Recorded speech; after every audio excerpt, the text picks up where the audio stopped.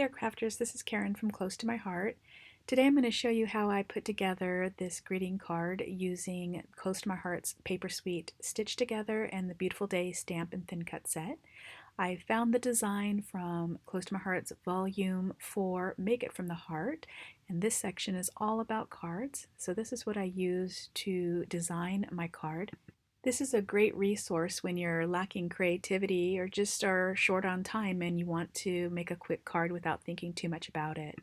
I chose to use the stamp and thin cut set Beautiful Day, and before I made the video I went ahead and used my Cuttlebug and cut out in White Daisy cardstock the Beautiful Day background.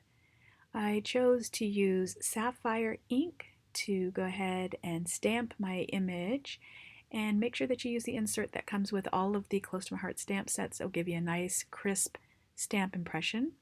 One other tip with your thin cuts, some people prefer to go ahead and stamp and then run it through the Cuttlebug and cut, and others like to cut the cardstock and then stamp. This time I decided to go ahead and just cut it and stamp on it afterward. And you can see that I'm loading up my stamp. Just make sure that your stamp is covered in ink, so that when you go ahead and stamp on your cardstock that you have a nice crisp impression. So I line it up, and just take a second to line it up before you set it down because you only get one shot. And I go ahead and just press firmly. Do not move the stamp block around or you will smear your stamp.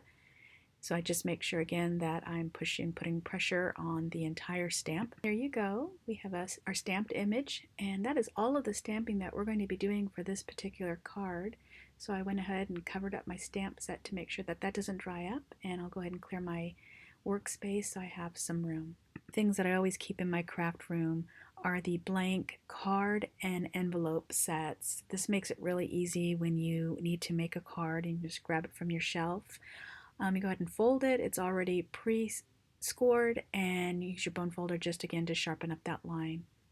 I went ahead and pre-cut all of the different elements for this card, and I will go ahead and list all of the dimensions in the note sections of the video.